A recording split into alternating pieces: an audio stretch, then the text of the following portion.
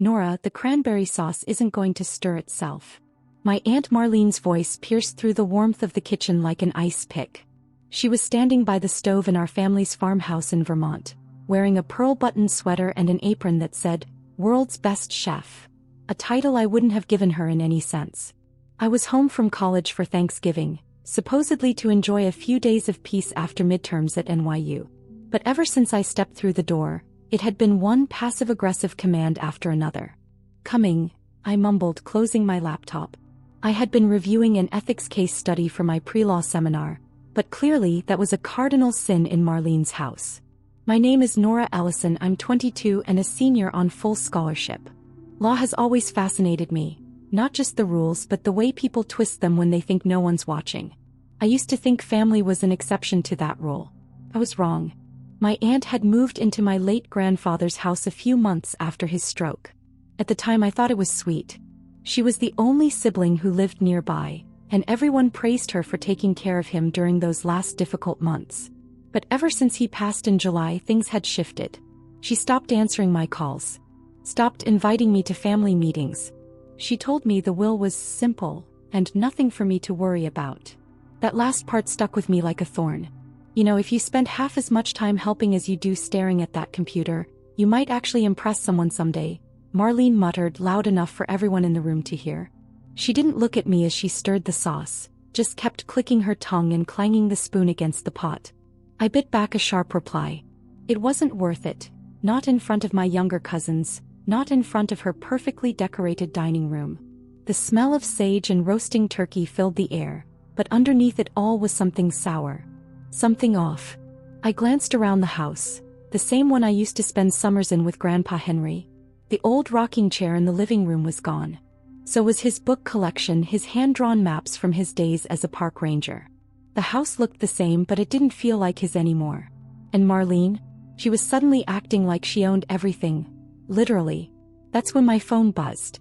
An email from Caldwell and Wesson LP. Subject: Your grandfather's will. Urgent follow-up needed. I blinked. My hands turned cold. That name, I recognized it. Caldwell had been Grandpa's attorney for decades. But Marlene told me all estate matters had been handled privately. So why was I getting an email now, months later? I opened it. Miss Ellison, please find attached the original scanned copy of Henry J. Ellison's will as requested. Note: this document was signed, notarized, and filed in April. We understand you are the listed executor. Kindly contact our office to confirm receipt. Executor. I froze. My heart pounded so loudly I could barely hear the clattering of dishes behind me. I was the executor. I hadn't requested this. I didn't even know they had my email. Marlene walked by, arms full of linen napkins, and gave me a tight, forced smile. "Everything okay, sweetheart?" Her voice had that sugary tone people use when they know you're onto something. I nodded slowly, swallowing the growing lump in my throat. "Just a school thing." She didn't press, but her eyes narrowed ever so slightly before she walked away. I opened the PDF. My grandfather's handwriting was unmistakable. His name, my name, even the line he always used when talking about family. To my granddaughter Nora, who sees truth where others see convenience. I leave the house and remaining assets. My legs nearly gave out. Marlene had lied. She told me the will left everything to her because it just made sense for someone local to manage things. But this was the actual will. Dated and notarized before his final hospital stay. And it didn't leave her the house. It left it to me. I couldn't breathe. I stared at the document glowing on my screen, the cursor blinking like a silent metronome counting down to a confrontation I hadn't planned on having. My hands trembled as I scrolled to the bottom of the scanned will again. There was his signature, the notary's seal, and a date from April. My grandfather had passed in June. He was of sound mind. I had spoken to him that week. We talked about my finals, about his garden, about his regret for trusting people too easily. And now I understood exactly who he meant. Marlene. She'd always been clever but never subtle. She didn't like that Grandpa and I were close. She called me the little Harvard reject behind my back when I chose NYU. She once told me I was too smart for my own good. But I never thought she'd stoop to this. "Dinner's ready," she chirped from the dining room, voice full of fake cheer. The room had filled with relatives. my Uncle Graham and his new girlfriend, my twin cousins Ellie and June, and a few neighbors Marlene had invited to show off the newly renovated house. She'd replaced Grandpa's antique lighting fixtures with Pottery Barn knockoffs and hung a giant canvas that said, "Family is everything." The irony wasn't lost on me. I stood in the doorway for a moment, scanning the crowd. Marlene was at the head of the table, carving the turkey with the same self-importance as if she were accepting an Emmy. She caught me looking and smiled. "Nora, sweetheart, would you like to say grace?" Grace. From me. After what she'd done. I clenched my jaw and forced a nod, walking toward the table like I wasn't carrying the weight of a legal bomb in my back pocket. Everyone bowed their heads. "Thank you for this food," I began, my voice steady, "and for the people we miss, especially Grandpa Henry." There was a soft hum of agreement. I opened one eye. Marlene's smile had twitched just a fraction. "And thank you for the people who believed in truth even when others tried to rewrite it." That one hit. Her eyes shot up to meet mine, and for the first time that night she looked nervous. After the prayer, I excused myself, pretending I had a call from school. I slipped into the hallway, my phone already buzzing with adrenaline. I dialed the number from the law firm's email. "Caldwell and Wesson, this is Angela speaking." "Hi, this is Nora Allison. I just received a will that names me as executor of my grandfather Henry Ellison's estate. I didn't request it, but..." There was a pause. "Yes, Miss Ellison. We were surprised when the probate court records listed a different version of the will. That's why we emailed you directly." "A different version?" I repeated slowly. "Yes. Filed by your aunt, Marlene Whitmore. Dated June 3rd. It leaves everything to her. The property, liquid assets, pension disbursements, even the family trust." I felt sick. "She filed a newer will?" "Correct. But that version was digitally signed, not notarized, and appears to be scanned using different formatting than our originals. We flagged it. But if you have a copy of the original April version, we can contest it." "I do," I said, my voice quiet but determined. "I have it." "Then we need to act fast. Probate closes next month. If we prove fraud, she's not only disqualified, she could face charges." I didn't speak for a moment, because part of me still wanted to believe this wasn't happening. But it was. Marlene had forged a will to steal everything from me, from the only man who ever believed in me. And she thought no one would ever find out. He was wrong. I didn't sleep that night. After dinner, I stayed holed up in my childhood bedroom, the one Marlene had converted into a reading lounge with beige walls and a fake ficus tree in the corner. The bed was gone. I lay on an inflatable mattress with my laptop on my chest and legal documents spread out around me like a war map. My grandfather's original will. Marlene's forged version. And emails between her and a shady online notary service that I'd managed to dig up after little digital sleuthing. She hadn't just replaced a document, she'd built an entire paper trail. Or at least she'd tried. But she underestimated me.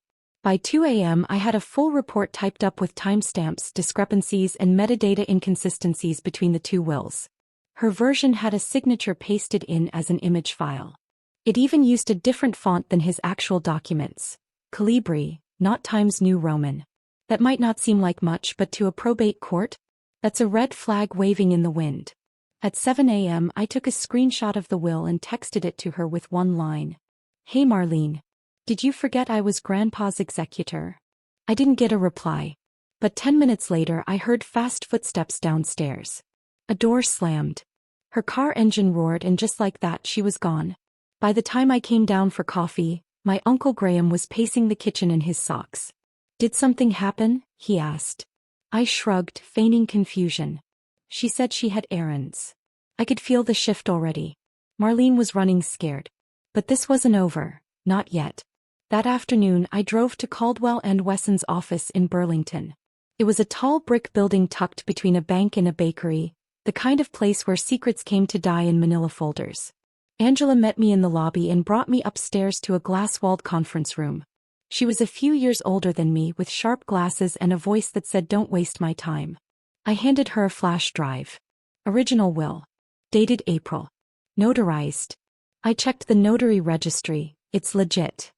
She plugged it in, skimmed the file, then looked up with a slow, impressed nod. "You did your homework. I want to file a motion to challenge the June will." On grounds of fraud. You'll need to testify. Possibly more than once. And if it goes criminal, she'll come after you. I know. Angela leaned back in her chair. Why are you doing this? I didn't answer right away.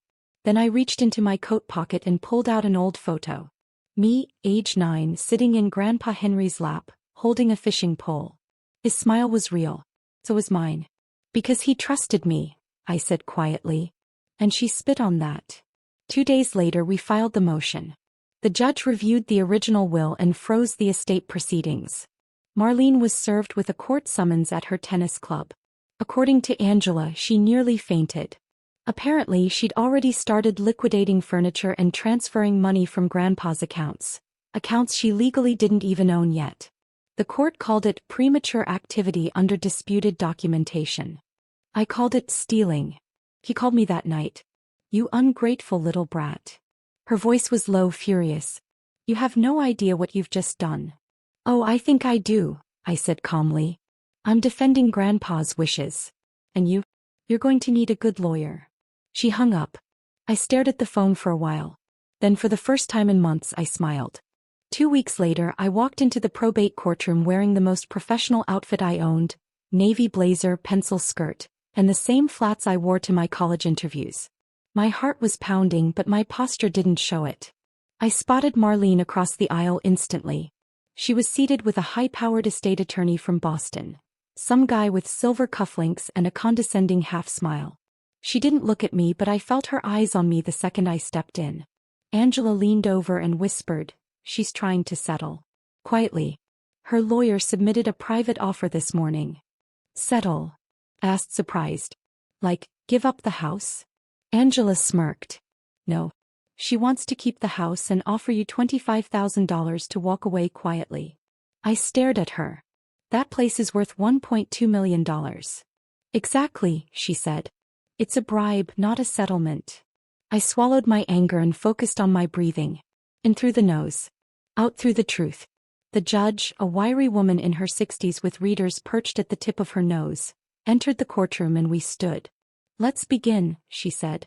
Case of Ellison versus Whitmore, regarding the contested will of Henry J. Ellison. The court clerk passed around the April will, my will, and Angela stood to speak. Your Honor, this document is the last properly executed will of Mr. Ellison, dated April 17th. We have the original file, verified by a certified notary public and corroborated by metadata, witness testimony, and Mr. Ellison's estate attorney. She paused. In contrast, the June will filed by the respondent was digitally signed with no registered notary, and, most critically, contains discrepancies in formatting, phrasing, and signature style inconsistent with all previous legal filings by Mr. Ellison. Marlene's lawyer stood. Your Honor, Mr. Ellison was elderly. He updated his will verbally and used modern tools. There's no proof this isn't simply a case of outdated paperwork being mistaken for his final intent. Angela didn't even flinch. Then why, she said, turning to face the courtroom, did Ms. Whitmore begin withdrawing funds and listing the house for private sale before the June will was even reviewed by the court? A ripple moved through the courtroom. Marlene's lawyer started to object, but the judge cut him off. Ms. Whitmore, she said, do you have anything to say under oath? Marlene stood slowly. Her designer blazer was pristine, but her face was pale. Not a single smile to be found. My father and I had conversations, she began, her voice forced. He told me he wanted me to have the house. He said I earned it after caring for him when no one else did. I clenched my jaw, because I had visited Grandpa every week that spring. I took him to his physical therapy sessions. I brought him books. I sat by his bed while he told me stories about my grandmother, ones he'd never even told Marlene. With respect, I said, standing up slowly. You weren't the only one who cared for him. You just wanted credit for it. Marlene's eyes flicked toward me, not with rage this time but something darker. Fear. The judge cleared her throat. Thank you, Miss Ellison. We'll recess for review and return with a decision within the hour. In the hallway I paced. Angela scrolled through her phone. Marlene stayed on the opposite end, pretending not to look my way. Until she suddenly walked toward me. You think you're so clever, she hissed. But you don't know everything. I raised an eyebrow. Enlighten me. She leaned in close. He changed the will because you were going to drop out of law school. I blinked. What are you talking about? He told me. You had doubts. You were thinking of switching majors. He said you didn't have the fight in you. That hit deeper than I expected. As I had considered it. Once. Quietly. I had told Grandpa over lunch that I wasn't sure I had the stomach for courtrooms. But he hadn't judged me. He'd said, fighting isn't about liking it, Nora. It's about doing it even when you hate it. My voice was steady. He didn't change his mind. She scoffed. You were never good at lying. Maybe, I said. But I'm very good at proving the truth. I didn't expect to win. Not really. Sure, the evidence was on my side. The dates, the signatures, the metadata, the notarization, it all lined up perfectly. But in court, logic isn't always louder than influence. And Marlene had always been loud. So when the judge returned from her chambers and sat down with a heavy sigh, my stomach twisted. She glanced through her reading glasses, then down at the papers. The room was silent. In reviewing the documentation submitted by both parties, she began, and in light of clear discrepancies in authenticity, I find the April 17th will to be the true and final testament of Henry J. Ellison. I didn't move. Didn't speak. Not until I heard Angela whisper, "You won, Nora." Then it hit me. Not just the victory, but the betrayal I'd carried for weeks. I looked across the courtroom at Marlene. She didn't cry. She didn't scream. She just sat there rigid and frozen as if denial were a bulletproof vest. The judge continued. All estate proceedings tied to the June document are now void. Ms. Whitmore, any assets acquired or transferred will be subject to reversal. Should evidence of intentional fraud be pursued, criminal charges may follow. Marlene's attorney shifted uncomfortably in his chair. Yeah, he didn't sign up for this. Outside the courthouse, the November wind bit through my jacket. Angela handed me an envelope. This is from the vault, she said. Your grandfather left it for you. We didn't know about it until yesterday. Safety deposit box at Vermont Federal. My fingers tightened around the paper. Another surprise. Another truth, maybe. That afternoon I drove straight to the bank. The clerk led me to a quiet room in the back and placed the box in front of me. I opened it slowly. Inside was a handwritten letter. And a small brass key. The letter began. Nora, if you're reading this, then it means the will wasn't enough. And I'm sorry for that. You were always the one who saw through the fog, and I knew one day you'd need proof no one could twist. I kept reading, tears stinging my eyes. The key belongs to the garage attic. I kept copies of everything. Journals, recordings, documents Marlene didn't know I had. Use them if she ever tries to erase you. You were never invisible to me, Nora. You are my legacy. Grandpa. I locked the box, held the key tightly, and left the bank with my head high. Marlene tried to bury the truth in paperwork. But my grandfather buried something deeper, his faith in me. And no matter how much she faked, forged, or lied, she could never undo that. The key was old and slightly rusted, with the number 12 etched faintly into one side. I drove back to the farmhouse just before sunset, the sky bruised with clouds. Marlene's car was gone, probably hiding at some hotel until the press lost interest. The front door was still unlocked, as if she hadn't quite accepted the fact that it wasn't her house anymore. I stepped inside, every floorboard creaking under my feet like it was greeting me, or warning me. The garage smelled like dust and motor oil, and the attic door was exactly where I remembered it. Above the tool bench, behind the dusty canoe rack Grandpa never got around to fixing. I climbed the old wooden ladder slowly, heart pounding harder with every step. The attic was cramped and cold. A single bulb hung from the rafters, swinging slightly from a draft. And in the corner, behind a pile of yellowed tarps and a broken rocking horse, I saw it. A lockbox. I crouched down, inserted the key, and turned. It clicked open with a dry metallic snap. Inside were 3 manila folders, a small black voice recorder, and a faded photo of me and Grandpa at the county fair. I was 10 years old. He was holding a corn dog in one hand and waving with the other, grinning ear to ear. I sat there for a long moment holding that photo before opening the first folder. What I found made my skin go cold. Bank statements. Property records. Copies of checks written from Grandpa's account to a private investigator. Emails printed out between Marlene and a real estate developer. She had been planning to sell the house 6 months before Grandpa even passed, with forged signatures and fake letters of intent. The second folder was worse. Medical documents. Journal entries from Grandpa in shaky handwriting, describing how Marlene restricted his access to calls, kept certain visitors away, and pressured him to change his will repeatedly. One entry read, "She keeps telling me I'm confused. But I know what I wrote. I know I want Nora to have this place. She listens. She sees people for who they are. Marlene. She sees opportunity." The third folder contained a notarized statement. Signed sealed witnessed. It said clearly that if any conflicting documents appeared after the April will, they were to be considered fraudulent. It even named me as the rightful beneficiary in case of any legal dispute. And then there was the recorder. I pressed play. My grandfather's voice filled the attic, soft and raspy but steady. "If anyone is listening to this, I want you to know. I didn't change my mind. I didn't give her anything. I was afraid. She started threatening to take me to a nursing facility if I didn't cooperate. She said she'd cut Nora off, ruin her financially. I thought, maybe if I kept quiet she'd stop. But I was wrong."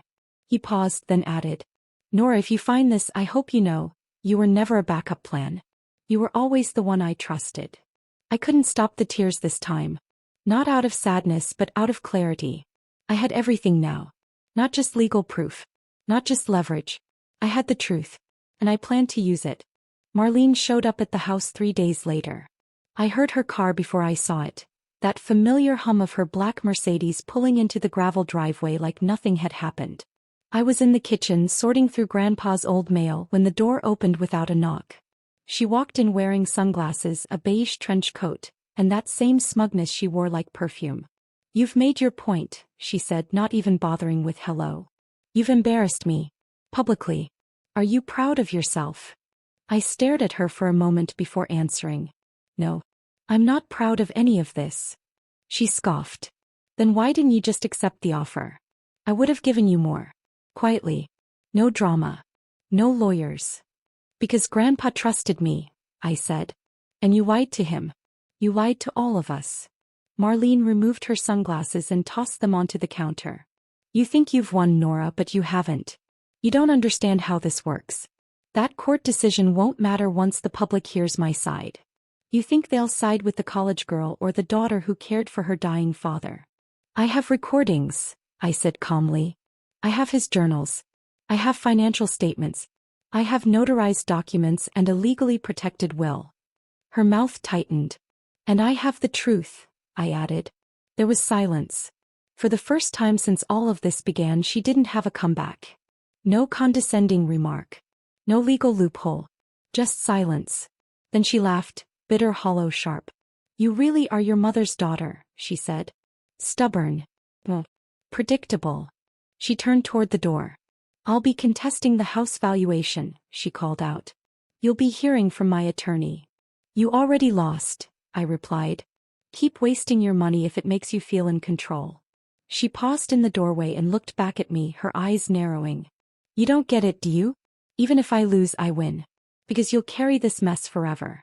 Every time you walk through this house, you'll remember how it almost slipped away. How close you came to losing everything. That'll eat at you." I stepped forward, voice steady. "No, Marlene. That's going to eat at you. Because I didn't take this house from you. You gave it away, the moment you chose greed over family." She stood there for one breath. Then she walked out. Didn't slam the door. Didn't say goodbye. Just left. The house was still again. Outside, a few birds chirped like it was any other late November afternoon. Inside, though, I felt a calm I hadn't felt in months. Maybe years. I sat at Grandpa's old writing desk and placed the photo from the vault on the corner. Me and him at the fair, frozen in a simpler moment. I wasn't angry anymore. Not sad. Just ready. The fight was over. And I had won. Not because of what the court said. Not because I had more evidence. But because I had protected the one thing Marlene would never understand. It's strange how quiet justice can be. 6 months had passed since the court ruling. The media had moved on. The family gossip had died down. Even Marlene had disappeared from social circles. Her friends stopped returning calls, her tennis club membership was revoked, And rumor had it she sold her car to cover legal fees. The house was mine now. Fully, legally, irrevocably.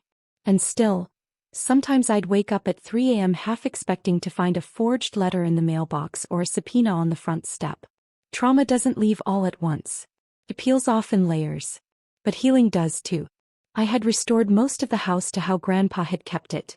The rocking chair back in the living room, the faded maps on the study wall, even his old kettle on the stove. I didn't change much because it already felt like home again. What I did change was the garage attic. I turned it into an archive. The documents from the lockbox, the journals, the recordings, I digitized everything. I organized it, preserved it, protected it. Not just for me, but for anyone who might someday need to understand what truth looks like. Because here's the thing about legacy. It's not about money. Or property. Or a name etched into stone. It's about who you become when the people you trusted fail you. And what you do when they try to erase you. Last week I got an email from Angela. She offered me an internship at her firm, said they were impressed with how I handled the case. She called me fierce, which still makes me laugh. I don't feel fierce. Just grounded. I accepted. I start this summer. Sometimes I still think about what Marlene said, about how I'd carry this forever. And in a way she was right. I do carry it. But not like a wound. Like a reminder. That silence protects no one. That truth, when you stand by it, outlasts everything. Lies, power, even blood. My name is Nora Ellison. I was almost erased from my own story. But now it's mine. And no one gets to take it again.